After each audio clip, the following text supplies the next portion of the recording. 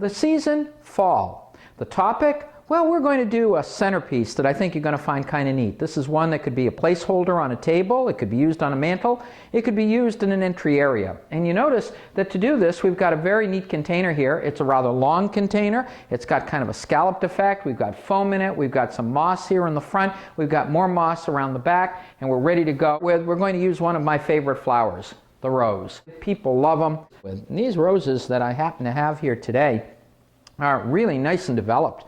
They're big, they're showy, they've really been conditioned very, very nicely, as we should do with any of the flowers that we're working with. And I'm going to take some of my roses and I'm going to create a pattern through my design. I'm going to use that as my starting point. So I started with one rose over here, a second one here. I'm going to place a third one over on this side, on the other side, facing a little bit towards over here. And then I'm going to continue by placing another rose, creating a rhythmic flow effect coming over here in the front. And then let's take another rose, and just bear with me, my viewer, as I cut my stems, and I place this one over here. In other words, I'm kind of creating almost like little steps, working through my design, adding the roses, and as I do, you notice they're filling up space very, very nicely for me and really giving me quite a lot of show.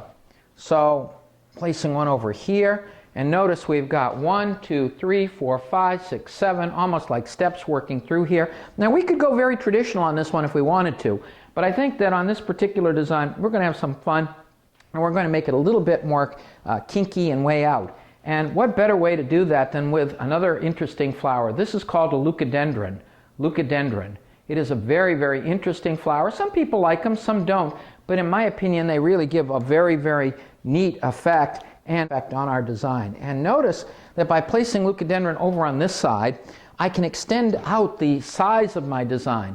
I'm going to do a similar thing on the other side. Taking some of my leucadendron, I'm going to place another one over here, and notice how the design all of a sudden has become much more elongated. It's a little bit bigger. It's really quite showy because of that. Now, what other things can we do on this? Well, let's take some of our little palms and start playing with a few of our palms and working those into our mix. And I'm going to take some of my little palms and I'm going to work a few coming down gradually here, and I'm going to work them in between my roses and create a little line using some of these things. In other words, we could go very traditional here, but we're going to make this design a little bit more way out, a little bit more contemporary in our feeling. So I'm going to create a little linear element going on over here with palms. And you know something? We can do a similar kind of thing in other parts of the design too. I'm going to take a few more of my palms and play with them over on this side of the design. In other words, let's take some of our palms, and I've got a different variety here. This particular variety is a rather interesting one. Here, do you see it? Isn't that an interesting looking flower? Let's take a few of these and work some of these in to our arrangement as well.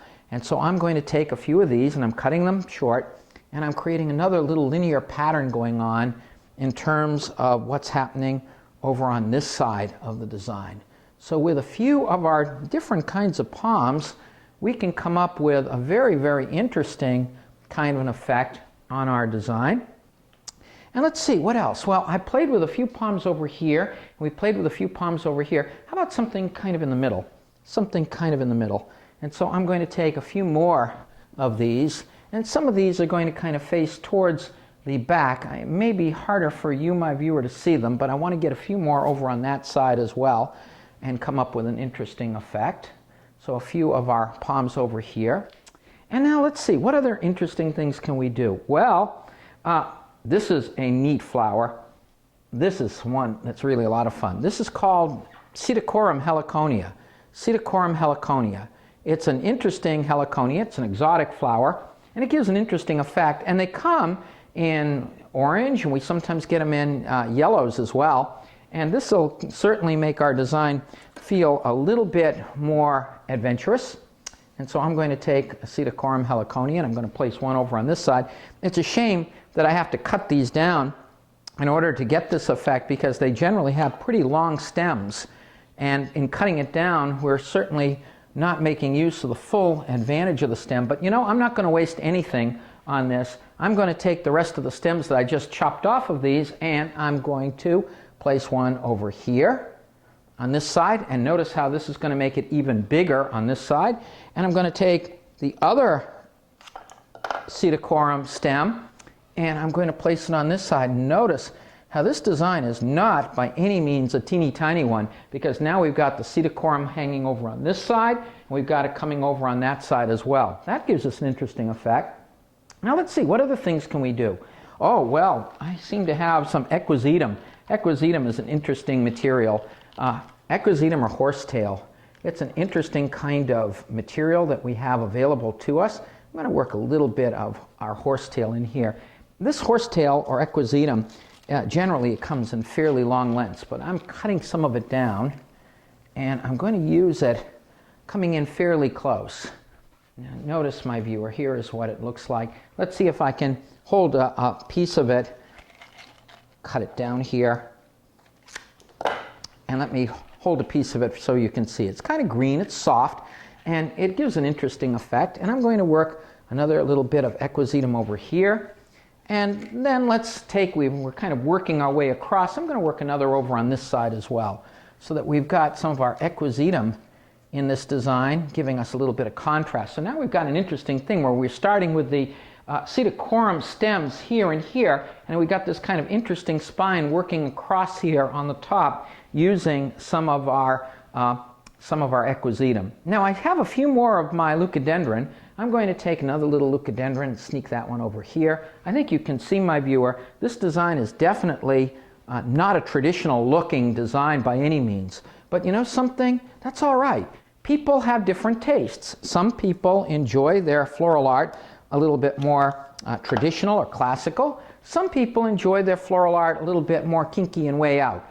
At Rittners Floral School in Boston, we try to stress to our students that you really have to get to know the folks that you're designing for and come up with different kinds of design solutions for different tastes.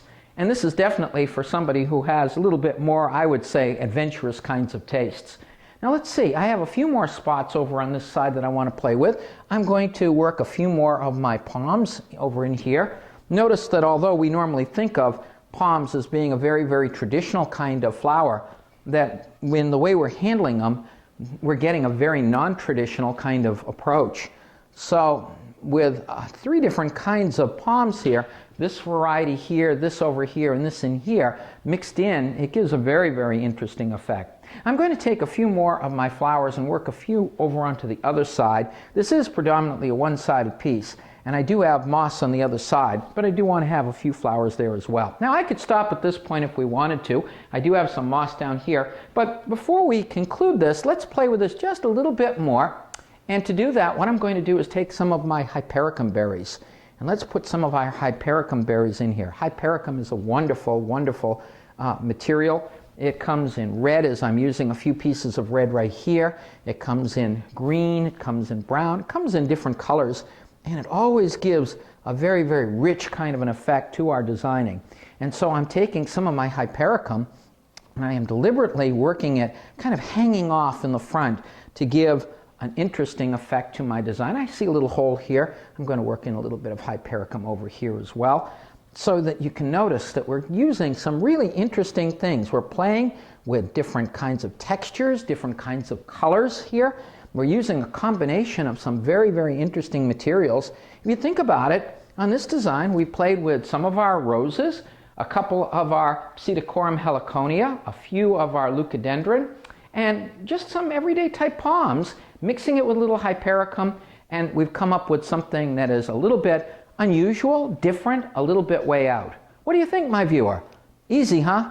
It's easy, it's pretty, it's fun, and stylistically a little bit funky. Well, I want to thank you for coming in and visiting us here at Rittners Floral School. At Rittners Floral School, we love playing with flowers, and we love all the kinds of different effects and textures and things that we can come up with. We've got day and evening programs, short courses and long courses. By all means, come on down and take a course with us. You can find us online at www.floralschool.com. Once again, my viewer, thank you for coming in and visiting with us today.